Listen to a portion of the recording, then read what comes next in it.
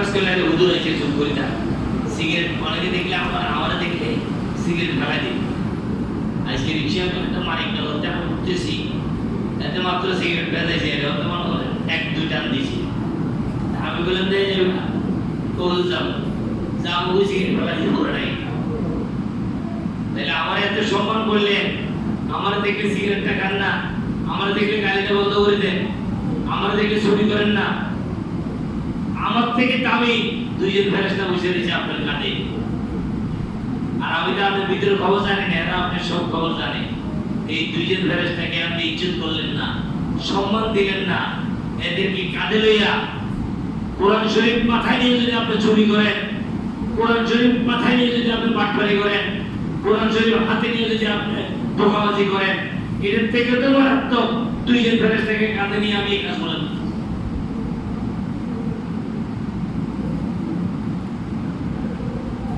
يعلمون ما تفعلون ও দুনিয়ার মানুষ আমি তোমাদের দুই কাজের মধ্যে রক্ষণাবেক্ষণকারী দুইজন ফেরেশতা রেখে দিয়েছি এরা জানে ইয়ালামুন মা তাফআলুন তোমরা জানো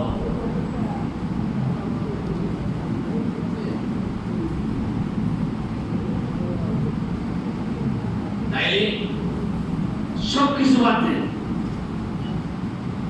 দুই কাজে দুইজন ফেরেশতা এমন জায়গায় ভিড় করছে এদেরকে লুকাইয়া আচ্ছা কোন আমি ভিডিও যদি থাকতো সামনে না দেখতে পারতো ফেরেশতাদের ভিডিও দেখতো সামনে কি করে না দেখতো কাজ এমন একটা জায়গা এর যদি কারো বইয়া কারো বসা ভিডিও দেখো সামনে দেখো মুখ না সব কিছু দেখো দেখে বাকি আছে এমন এক জায়গায় ভিড় করছে আল্লাহ ফেরেশতা সিসি ক্যামেরা না লুকাইবার কোনো রাস্তা নাই কোনো রাস্তা নাই না লুকাইবার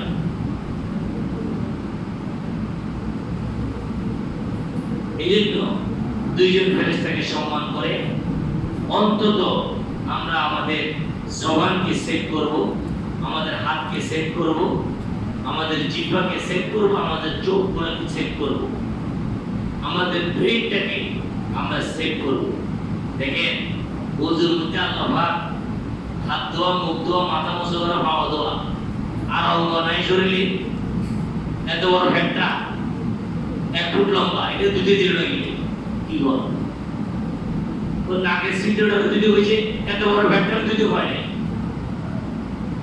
2 ফুট লম্বা ভিত 1 ফিট পাশ এই ভিতে দুধে কেন বলে না ওদের মধ্যে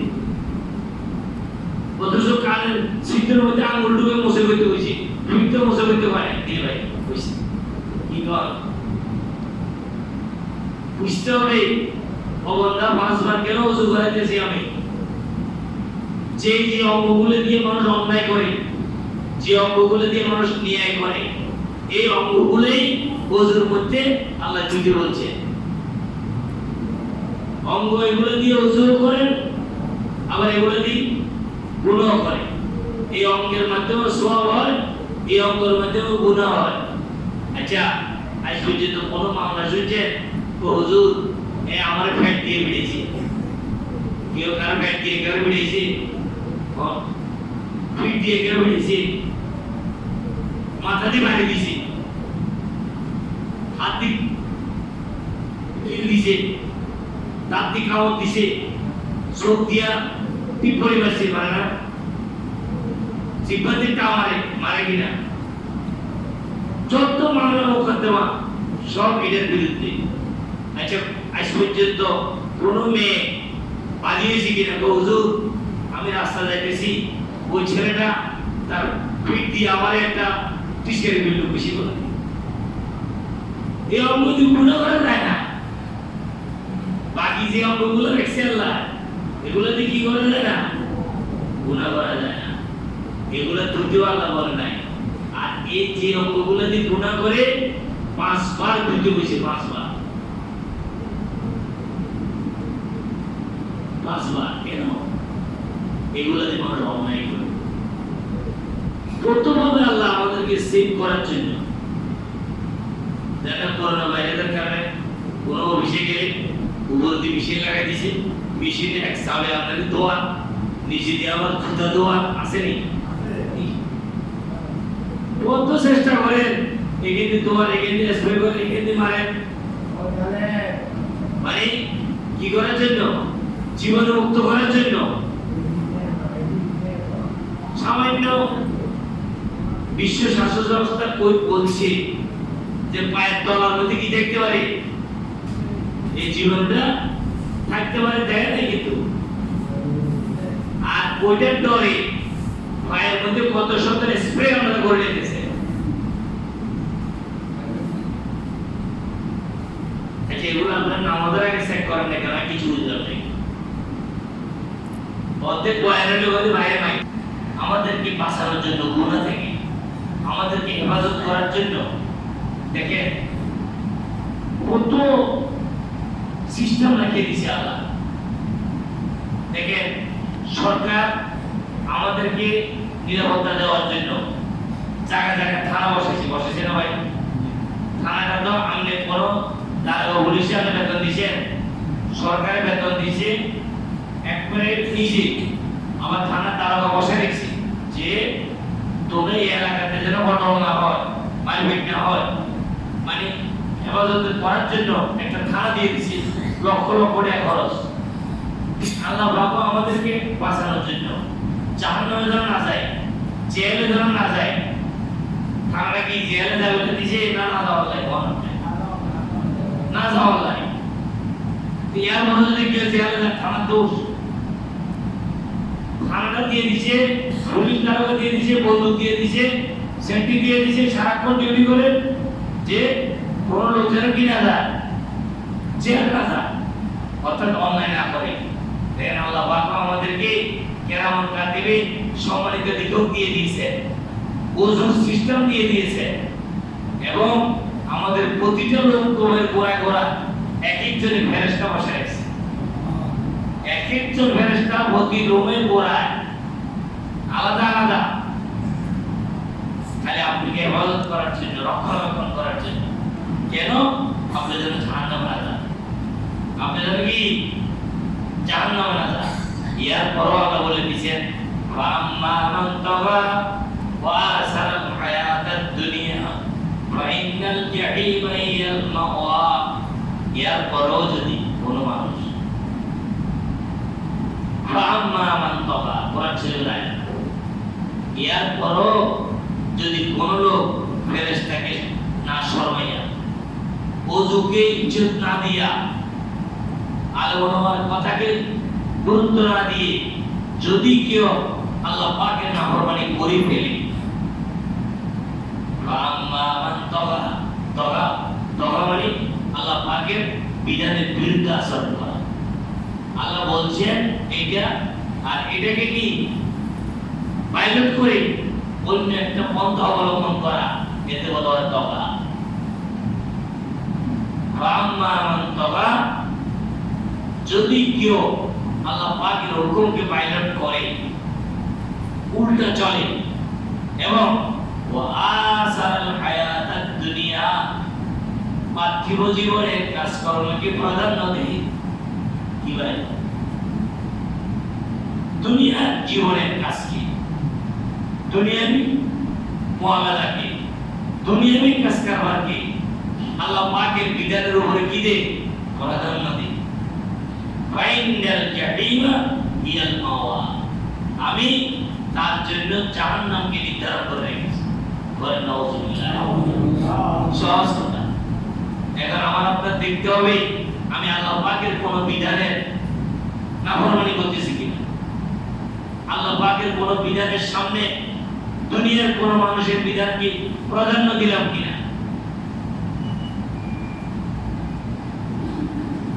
ফাম্মা মান তাগা ওয়া আসারাল হায়াতাদ দুনিয়া দুনিয়ার কাজকর্মকে আল্লাহ পাকের বিধানের উপর যদি প্রাধান্য দেওয়া হয়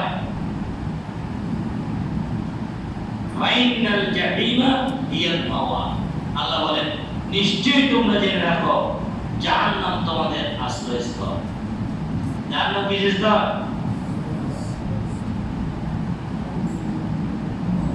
আর জাহান্নাম কি জানেন বুঝেন না তাব্বাত ইয়াদা আবি লাহাব ওয়া তাব্বা মা আগনা আনহু মালুহু ওয়া মা কাসাবা সায়াসলা নারান যাতাল হাব। এই সূরাটা তো আমাদের শুনেন, কোনদিন পাবেন না। ভিডিওর মধ্যে কি বলছি? তাব্বাত ইয়াদা আবি লাহাব,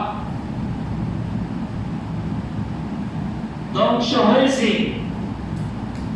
আবু লাহাবের দুই হাত। ওয়া তাব্বা, সে নিজে। মা আগনা, মা আগনা আনহু মালুহু। আজকে দুনিয়াবাসীর জন্য একটা জরুরি,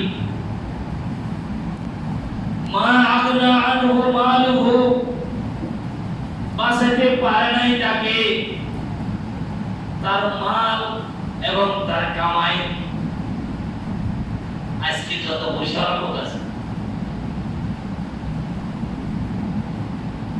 কোটি কোটি টাকার মালিক, সামান্য একটা করোনা ভাইরাস, যেটারে একটা সর্ষে দানা যদি 1 লক্ষ টুকরা করে, এক টুকরার সমান হবে না একটা করোনা ভাইরাস, একটা সর্ষাকে। এইটা থেকে বাঁচার কত মেঘনা group, Anwar group, Bashundhara group, গ্রুপের অভাব আছে বাংলাদেশে, Mexico group, pharmaceutical group, crore crore টাকার মালিক, বাঁচার কোনো কি নাই? গতকালকে কামাইচর মাদ্রাসায় গেছিলাম, আবাইজুদের মাদ্রাসা। জোহর নামাজ পড়লাম 1985 সালে পড়ছি, আর কালকে জোহর নামাজ পড়লাম কামাইচর মাদ্রাসা মসজিদ। আমি 85 সালে ওই মাদ্রাসায় লেখাপড়া করছি 1 বছর, তখন আবাইজুদ ছিলেন। তো হুজুরের ছোট ছেলে আতাউর রহমান, আতাউল্লাহ, উনি আমাদের ক্লাস 10-এ তরজমা কোরআন শরীফ তরজমা করাইতেন।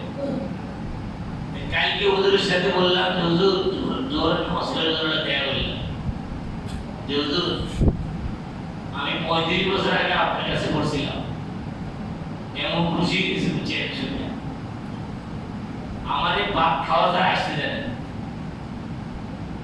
হুজুরের সাথে বসাইয়া একবারে একসাথে খাইছি। আমি একটা ছাত্র নিয়ে গেছিলাম একটা ভর্তি করানোর জন্য, মূর্তি খাওয়ার জন্য মাদ্রাসা। হুজুরে আমরা দুইজনে খাওয়াইছি, খাওয়াইয়া তারপরে 3:30 থেকে পর্যন্ত আসছে। কথাটা বলার কারণ হলো কামরাঞ্চল মাদ্রাসায় হাবিব জুজুর থাকতে যারা গেছেন, ওখানে একটা মসজিদ করেছিল হুজুর, দোতলা মসজিদটা তখনও ছিল, আইও আছে। মেঘনা গ্রুপের মালিক এই মসজিদটাকে ভাইয়া 100 কোটি টাকা দিয়া, কত কোটি? 100 কোটি। 100 কোটি টাকা দিয়ে এই মসজিদটা করে দিতেছে। পুরো মসজিদটা এক এক ফ্লোরে নামাজ পড়বে 12,000 লোক, 24,000 স্কয়ার ফিট মসজিদের এক ফ্লোর,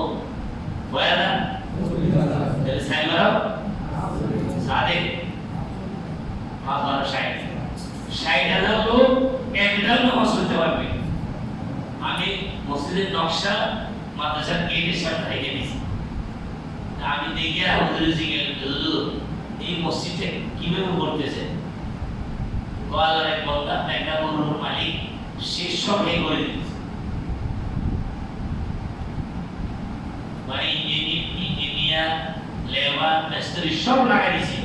মসজিদ অনেকটা ভাঙা নাই।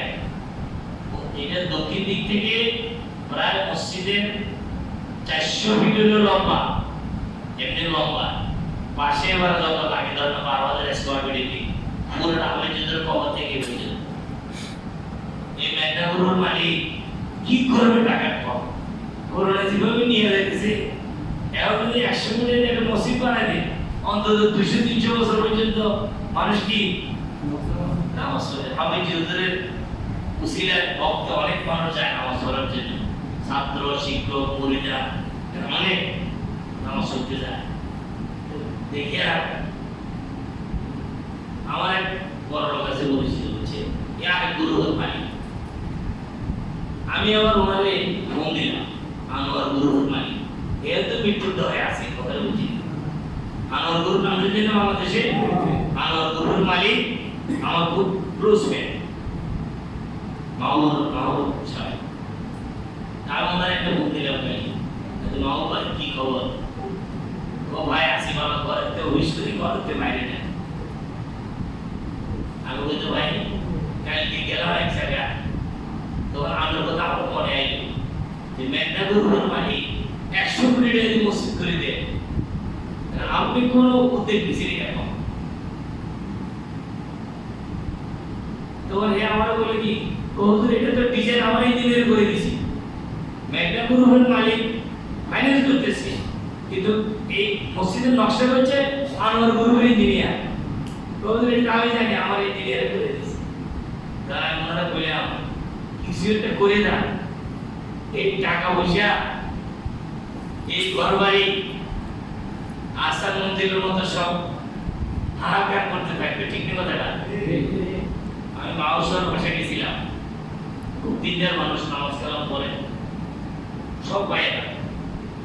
বাসায় গেলে গুলশানে দেখবেন আমি সাবসাবিলের একটা মেয়ে আছে অফিসিয়াল লোক, বাসার মধ্যে গেলে মনে হয় দুনিয়ার ইতিহাসটা আছে। আমার একদিন লেগে খাওয়াইছে দুপুরে, খাইলে আমি তো ভাই আমি তো আশায় খাইতে পারবো না, এই জন্য আমি যেগুলো আটকাইছে সব বিদেশি টাইস, কোনো বাংলাদেশি কোনো জিনিস না খাই। আজরাইল তো আর আমার কোনো সুযোগ নাই। আসলে তো আজরাইলে যাওয়ার কোনো রাস্তাও আছে? এগুলো সব ছেড়ে সব কিছু বাদ দিয়ে আমাদের চলে যেতে হবে। যেতে হবে কি যেতে হবে না ভাই?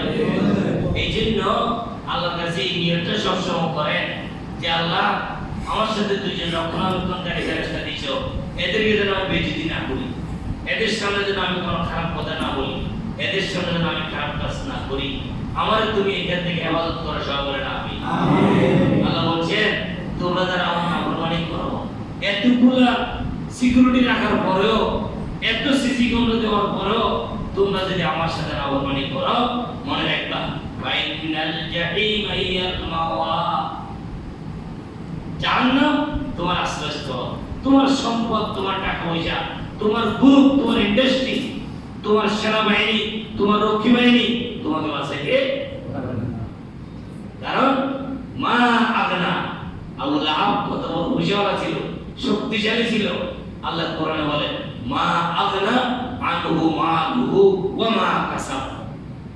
ও দুনিয়ার মানুষের রাখো, আবু লাহাবকে তার সম্পদ বাঁচাইতে পারে নাই, এবং তার কামাই, তার যে অর্জন, তার যে বাহিনী, তার যে এলাকায় প্রভাব প্রতিপত্তি, এটা তারা বাঁচাইতে পারে না। মা আগনা আনহু মালুহু ওয়া মা কাসাব, বাঁচাতে পারে না তাকে তার সম্পদ এবং তার বাহিনী, তার কামাই, তার অর্জন, তার প্রভাব প্রতিপত্তি, তার শক্তি, তার বাহাদুরি, তাকে কি হইতে পারে না। সুতরাং দুনিয়ার কোনো মানুষকে তাদের শক্তি, বাহাদুরি, অর্জন আপনাকে বাঁচাইতে পারবে না। তাইলে আমাকে নিজে বাঁচতে হবে, আমাকে কি নিজে বাঁচতে হবে।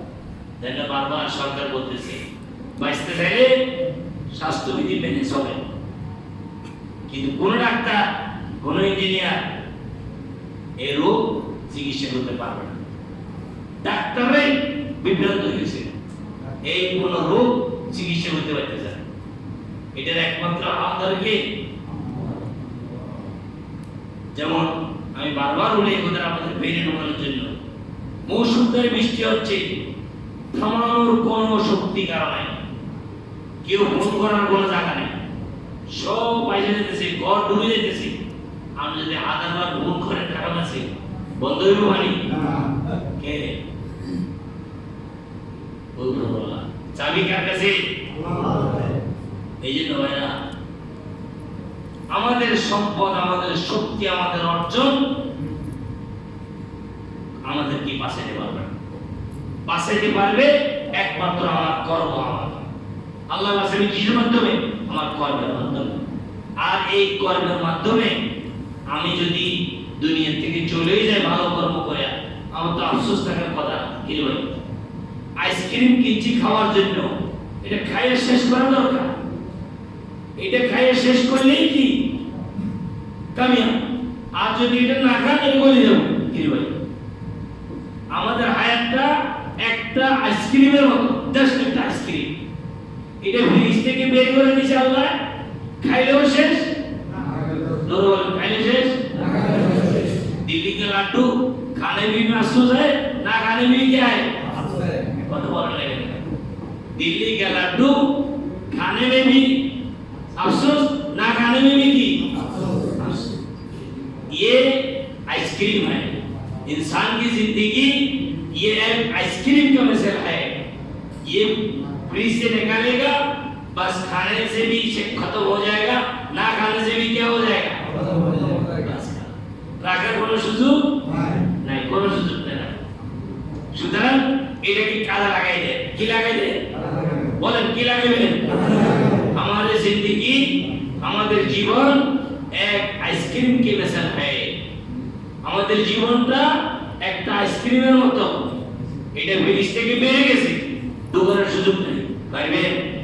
তো আমি আইলে দিলে আর আমাদের কথা বলে আমি করোনা থাক, আমি তাকে আল্লাহ আমি যেতে জেনে লইছো করোনার পরে 2022-23-24 আমার বাড়ি আজকে ওদিকে রিপোর্ট দিচ্ছে 3 বছর, কত বছর?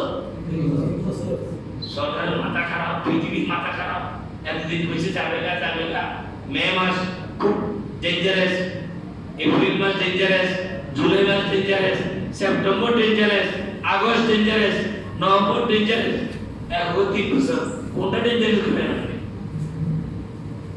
पहले ये जिंदगी हमारा आइसक्रीम की मानंद है। ये खाने से भी खत्म हो जाएगा, ना खाने से भी किया खत्म हो गया। সুতরাং খাইয়া শেষ করে কি করে? খাইয়া শেষ করে, আফসোস থাকবে না। এই জন্য জীবনটাকে কাজ করে শেষ করে। খাইয়া শেষ করা মানে কি? জীবনকে কাজ করে শেষ করা। জীবনকে যদি কাজে লাগাইতে পারেন, কাজের মাধ্যমে যদি জীবন শেষ হয়ে যায়, ওই জীবনের জন্য কোনো আফসোস থাকবে না ভাই। কম আর যদি না খায় আইসক্রিম এলাইবেন, আর আইসক্রিম পাচ্ছেন না, মিলাতে জিলাপি বলে রেখে নিজের মনে নাই, পিঁপড়ে খাইলি জানে দূর কি করলাম, ঠিক আছে? হ্যাঁ, আর যে মানুষের 100 প্যাকেট দিছে সবাই খাইছে, আমার পেয়ে রয়েছে পিঁপড়ে আইসা একটা দলা মতো হইয়া তুই বলবা কথা ঠিক কিনা? তাহলে এই জন্য জীবন কি করতে হবে? খাইয়া শেষ করতে হবে। বলেন কি করতে হবে? খাইয়া মানে কি? কাজ করে। কি কাজ? চুরি ডাকাতি নাকি? আল্লাহ নিজে বলছেন ওয়াম্মা মান তাগা ওয়া আসার হায়াতাদ দুনিয়া ফাইনাল জাহিমা হিয়াল মাওয়া ওয়াম্মা মান খাফা মাকামা রাব্বিহি ওয়া নাহান নাফসা আনিল হাওয়া ফাইনাল জান্নাতা হিয়াল মাওয়া। আল্লাহ বলেন, আর যে লোকগুলা আমার সামনে আসাটাকে ভয় করছে, এই ভাই আল্লাহ বলতেছেন ওয়াম্মা মান খাফা মাকামা রাব্বিহি, যে লোকটা আল্লাহর সামনে দাঁড়ানোর কথা চিন্তা করে ভয় করছে, যারা আমি আল্লাহর কাছে কেমনে দাঁড়াবো, আমি কি নিয়ে দাঁড়াবো আল্লাহর কাছে। আচ্ছা, আমরা এই করোনার অবস্থায় বিপদ আপদ ঘরে টাকা পয়সা নাই, পড়ার দিলে ভালো করবে লেখো বাবার সাইডে ইচ্ছন ঘর মধ্যে যা এতে যায় যুবকে বিয়ে করছে, বাবার সামনে কি হাজিরে দিব আমার বলে।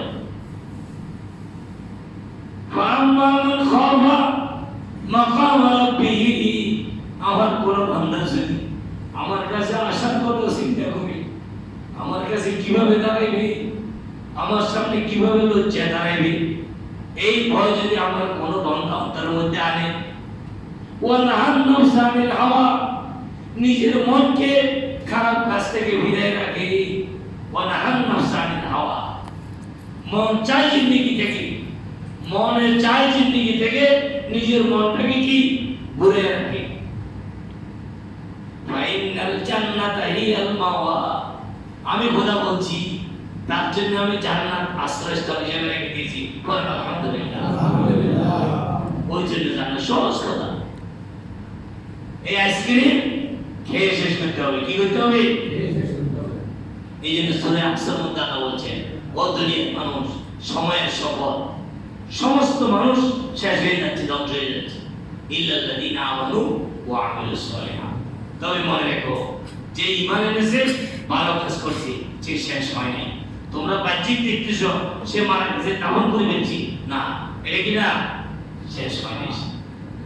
मौत को समझेगा फिर इख्तितामे जिंदगी की, कवि की बोले, मौत को समझेगा फिर इख्तितामे जिंदगी, ये है शामे जिंदगी सुबह दवामे जिंदगी। আমরা মনে করতেছি কি মৃত্যুই আমার জীবনের শেষ। কি ভাই, মৃত্যু কি জীবনের শেষ? জীবনের শেষ না শুরু? শুরু। मौत को समझेगा फिर इख्तितामे जिंदगी, যারা কাফের, বেকুব, বেকুব খানরা, তারা মনে করে মৃত্যুটাই শেষ। না, দুনিয়াটি মস্ত বড়, খাওয়া দাওয়া কি করো, ঠিক কানটা বলতেছে, দুনিয়াটি মস্ত বড়, খাওয়া দাওয়া ভর্তি করো, আগামীকাল বাঁচবে কিনা বলতে পারো।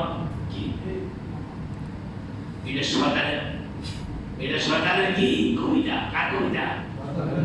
কবিতা তো শয়তান, শয়তানের কবিতা লেখা। দুনিয়াটি মস্ত বড়, খাওয়া দাওয়া ভর্তি করো। আচ্ছা করো, আজকে সমাজের যারা পয়সাওয়ালা, বিদ্যমান, ভদ্র যাদেরকে আমরা বলেন, যাদেরকে আমরা অভিজাত বলি, আপনি বলেন তাদের আর বাইরে কোন কাজ আছে? তার দুনিয়া থেকে বড় মনে করছে, বাজার করে ধামসে বাজার করে ইলিশ মাছ, কোরাল মাছ, এই মাছ, সেই মাছ, ভাবদা আবদা যা আছে কিনে আর কি খাইতে আছে। দুনিয়াটি মস্ত বড়, খাওয়া দাও ভর্তি করো, আগামীকাল বাঁচবি না। আমরা তো আগামীকাল নাই, আমাদের তো জিন্দেগি শুরু হবে কালকে, আমাদের জীবনে শুরু হবে কি? এই জন্য কবি বলছেন, मौत को समझेगा फिर इख्तितामे जिंदगी, मौत के অনেক মনে করে এটা জীবনের শেষ। কি হয় শামে জিন্দেগি সুবহ দাওয়ামে জিন্দেগি, এটা হলো জীবনের, এই জীবনের সন্ধ্যা স্থায়ী জীবনের সকাল। যেই সকালের আর কোন সন্ধ্যা আসেনি, ওই জান্নাতে থাকবেন, জান্নাতে থাকবেন। আল্লাহ পাক আরাম আয়েশ যা কিছু করা দরকার সেখানে আপনার জন্য বন্দোবস্ত করে রেখে দিয়েছে। এটা হলো ইমতিহান, পরীক্ষার হল। এই হলে সারাক্ষণ কেউ থাকবে না, 3 ঘন্টা পরীক্ষা দিবে। কয় ঘন্টা? 3 ঘন্টা পরীক্ষা দিয়া 60 বছর হলে চাকরি নিয়ে 3 ঘন্টা মাত্র যাচাই করে। কয় ঘন্টা? 3 ঘন্টা যাচাই করে আপনার জীবনে বাকি 60 বছরের সার্টিফিকেট দিয়ে দিচ্ছে। ঠিক আল্লাহ পাক দুনিয়াকে বানাইছে, আমরা করে 3 দিনের দুনিয়ায় ফিরে 3 দিনের দুনিয়ায় শিশুকাল, যৌবনকাল, বার্ধক্য। 3 দিন মানে কি? 3 কাল। 3 দিন মানে 3 কাল। প্রত্যেকটা মানুষের 3টা কাল, একটা শিশু, একটা যৌবন। সহজ রিয়া করার কিছু আছে, কোন আরেকটা খাওয়া আছে, বানাচ্ছে দিন নতুন করে কি আছে? যেহেতু আমি শিশুকাল কাটাবো, যৌবনকাল কাটাবো, বার্ধক্য কাটাবো, আরেকটা কাটাবো, কম যায় না। এই জন্য 3 দিনের দুনিয়া মানে কি? 3 দিনের জিন্দেগি, 3টা কাল আমি অতিবাহিত করব। শিশুকাল, আমার শিশুকাল শেষ, যৌবনকাল এবার আছে কি? এরপর আর কোন কাল আছে? কবরকাল। এরপর কোন কাল? মরণকাল। কোন কাল? স্মরণে কোন মরণের খবর আছে নাকি? আমরা শিখতে কথা স্মরণে বলে মরণের খবর। আগে চলতে লাগলে স্পিড কি ছিল, এখন নামতে লাগলে সিঁড়ি দেওয়া লাগে, ঘুরে ঘুরে যান গা। আরে বুঝে না কেন? আরে বুঝতে চান না কেন? চলনে বলে মরণের খবর। আপনি আগে যে স্পিডে হাঁটতেন সেই স্পিড নাই, যে স্পিডে কথা বলতেন সেটা নাই, যে স্পিডে খাইতেন সেটা নাই, যে স্পিডে চলতেন সেটা নাই। তাহলে বুঝতেছেন না কোন খা আইতেছে? জোরে বলেন কোন খা?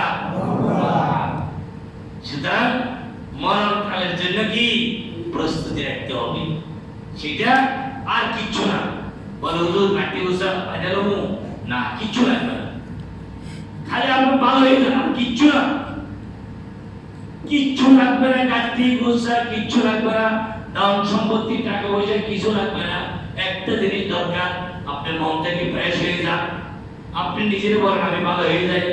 কোন তারকা পুলিশ আর্মি আলেম ওলামা হুজুর মুফতি সাহেব মাওলানা সাহেব কিচ্ছু লাগবে না।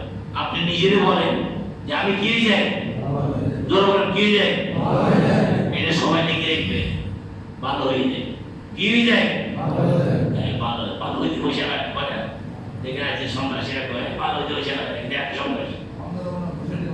হ্যাঁ ভালো হইতে কি লাগে না? জোর বলেন এই জন্য একটা জিনিস দরকার, মরণকালে কোন জিনিসটা দরকার? ভালো হয়ে যাও। ভালো হইতে কি লাগবে? যত ধরনের কুকর্ম জীবনে করেছি, যত ধরনের অশ্লীলতা নিজে করেছি, যত ধরনের পাপ কামাইছি, যত ধরনের অন্যায় করেছি, সব কিছুকে দুঃখ দিতে হবে। কি দিতে হবে? আল্লাহ রাসূল বলছেন আত-তাইবু মিনাজ যামবি কামাল্লা যামবালাহু। কোন মানুষ যদি গুনাহ থেকে তওবা করে, আল্লাহ পাক তার কিতাবের মধ্যে, তার খাতার মধ্যে, তার ডায়েরির মধ্যে কোন গুনাহ লিখে রাখে না। তাহলে আপনি মনকে ফ্রেশ করেন, মন এমন ভাবে মন আপনি গঠন করেন, অগদা আমি তোমার কাছ থেকে আইছি কয়দিনের জন্য? 1932 সালে আমি ছিলাম না, 1940 সালে আমি ছিলাম না, আবার 2040 সালে আমি থাকবো না। কোথায় থেকে আইলাম, কোথায় থেকে যাই, কোথায় যাবো? কি রে ভাই, ওই যে একটা গান আছে না, জীবন নামের রেলগাড়ি পায় না খোঁজে স্টেশন। জানেননি? জীবন নামের রেলগাড়িটি পায় না খোঁজে স্টেশন। এটা একটা কুফরি গান। কি গান? কুফরি গান। কথাটা তো বুঝছেননি? জীবন নামের রেলগাড়িটি পায় না খোঁজে স্টেশন। কোথায় থেকে ছেড়ে এলো, কোথায় যাবে ও সিম্পুল, ওখানে জায়গা নেই বলে যাওয়া। অর্থাৎ আমার জীবনটা কোথায় থেকে শুরু হইলো, কোথায় যে ঠেকবে, এটা ঠিকানা কি নাই। মুসলমানি কি বিশ্বাস করতে পারে? আমাদের ঠিকানা আছে না নাই? আমরা আইসি কোথা থেকে? ইন্না লিল্লাহি, কার কাছ থেকে? ওয়া ইন্না ইলাইহি রাজিউন, কার দিকে যাব? তাহলে আমাদের ঠিকানা আছে, পূর্ব ঠিকানা নাই। এই জন্য এরা গান গায়, জীবন নামের রেলগাড়িটি পায় না খোঁজে স্টেশন। এরা বলে স্টেশন পায় না। আমাদের স্টেশন আছে না নাই? ইন্না লিল্লাহি, বলেন ইন্না লিল্লাহি ওয়া ইন্না ইলাইহি রাজিউন। আমাদের ঠিকানা, আসার ঠিকানা আল্লাহ, যাওয়ার ঠিকানা কি? আল্লাহ। এই জন্য ভাই, कुछ ना था तो खुदा था, कुछ ना होता तो खुदा होता, डुबाया मुझको होने ने, मैं ना होता तो क्या होता। যখন কিছু ছিল না আল্লাহ ছিল, আবার যখন কিছু থাকবে না কে থাকবে? তাহলে আমি যেখানে আইলাম, বৃষ্টির পানি সাগর থেকে আসে, আবার কোথায় যায়? মাঝখানে আপনাদেরকে ফিরে দিনা গোসল টোসল করে আবার কোথায়? সাগরে। সুতরাং আমাদের স্টেশন আছে, আছে কি না? নাস্তিকদের স্টেশন না। জীবন নামের রেলগাড়িটি পায় খোঁজে স্টেশন, এরা কই পায় না খোঁজে স্টেশন। আমাদের কি স্টেশন খোঁজে পায়? আমাদের স্টেশন কোথায়? আল্লাহ। এই জন্য ভাইরা, নিজের জীবনকে পরিবর্তন করা অত্যন্ত সহজ জিনিস। সময় এসে গেছে, শিশুকাল শেষ, যৌবনকাল শেষ, বৃদ্ধকাল শেষের দিকে মরণকাল আসছে। ওই মরণকালের জন্য চলন বলে দিবে মরণের খবর। আপনাকে বুঝতে হবে, শরীরের স্তম্ভতা যখন হারিয়ে ফেলছেন, চলতে যদি লাঠি লাগে, সিঁড়ি ধরতে হয়, মাথা ঘুরে যায়, বুঝতে হবে তোমার মরণ বেশি দেরি নাই, আর তুমি তারপরে সংশোধন হচ্ছ না। চলন বলে দিবে মরণের খবর। আল্লাহ পাক সবাইকে ভালো হয়ে যাওয়ার তৌফিক দান করুন।